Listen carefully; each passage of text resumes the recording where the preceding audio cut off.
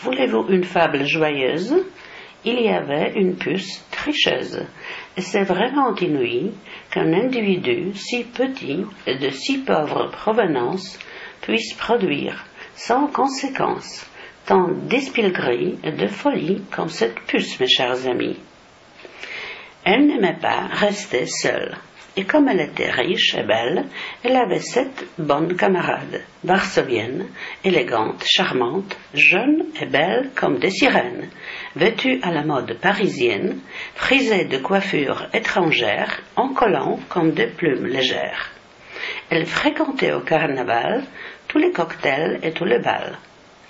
La puce aimait bien potiner, alors, tous les jours, elle allait chez une copine où elle prenait une tasse de café et racontait de petites médisances sur d'autres filles. Et comme elle était très jolie et savait séduire tous les gens, on l'enviait donc énormément du succès et on entendit « La puce, quel drôle d'individu! Qu'est-ce qui est beau en elle? Peut-être ses yeux marrons, sa mine coquette, ses jambes comme des bâtons, son rire, ses commérages, ses plaisanteries, sa pèlerine bleue turquoise, ou bien ses gants pourpres, ses bottes de satin. » Les copines parlaient ainsi d'elle, varsovienne, élégante et belle. La puce tricheuse l'avait appris de 2 cafards bien instruits. Elle se mit donc très en colère, rouge et pâle, changeant de couleur, elle frappait avec son petit pied si fort que tous les meubles tremblaient. Qu'elles sont jalouses, vilaines, indignes, elles le payeront, c'est pas fini. Elles se souviendront de la puce 3 trimestres, ou bien encore plus. Elle pensa tout le matin, puis à ses 7 si jalouses amies, elle passa 7 cartes de visite. « Ma très chère amie, je t'invite à prendre un café ce dimanche, je t'attends avec impatience. » 7 cartes de visite envoyées, elle attendait ses invités. Soudain, par la fenêtre, elle vit ses très jalouses, charmantes amies, belles varsoviennes et pleines de grâce, habillées à la mode de France. La puce sortit vite à l'entrée pour accueillir ses invités. « Que je suis contente aujourd'hui de voir chez moi mes chers amis. » Elle les mena par l'escalier et les invita à monter. Les filles entrèrent à la maison, tout était chic, sentait bon, comme les mannequins de haute couture. « Où est la glace? » Tout droit au mur. La première d'elles se regarda, elle devint pâle et s'exclama « Mon Dieu, qu'est-ce que ça signifie? J'ai des yeux de vache, et aussi des cornes de vache, et tout le corps.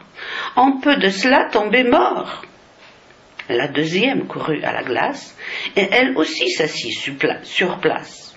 « C'est incroyable! Quelle grosse affaire! Mais je suis vache, une vache laitière! » Les autres, en voyant leur reflet, étaient aussi désespérés.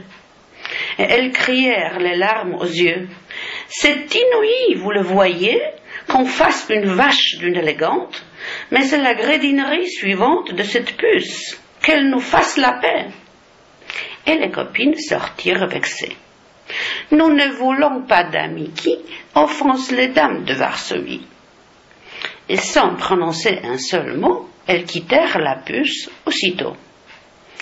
Aucune d'elles ne comprenait plus pourquoi ce changement se fut produit, mais nous le savons parfaitement. La puce vida l'encadrement, au lieu de la glace, elle plaça une plaque transparente de mica. La vache était derrière la glace, alors chaque copine, de sa place, avait l'impression qu'elle voyait dans le miroir son propre portrait. Ça fait longtemps que notre tricheuse faisait des plaisanteries à l'aise.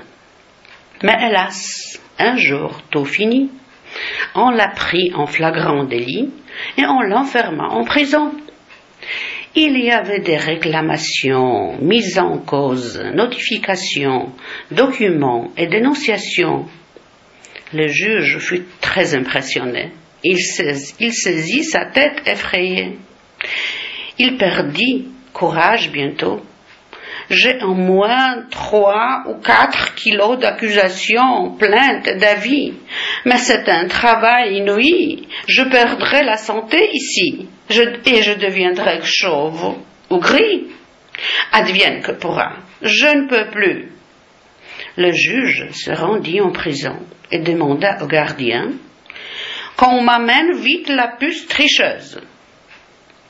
Elle vint humble et silencieuse, et avec un sourire timide, elle lui tendit sa main petite. Le juge toussota et lui dit « J'ai pitié pour vous, alors si vous me promettez aujourd'hui que vous serez honnête et poli, je vous laisserai sortir d'ici. » La puce répondit toute gênée. « Monsieur le juge, je peux jurer que je viens de faire le serment de vivre de l'or très honnêtement.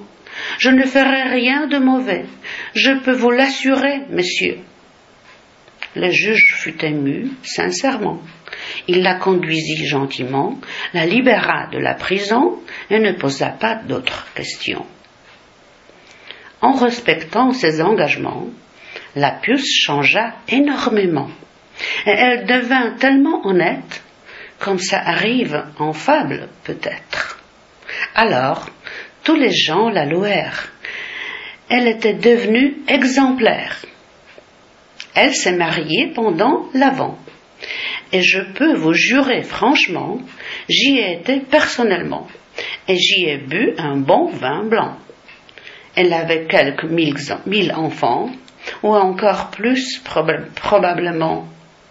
Il y a peu de maisons maintenant où il n'y ait pas de descendants de notre puce tricheuse bien-aimée. Mais notre fable vient d'être terminée.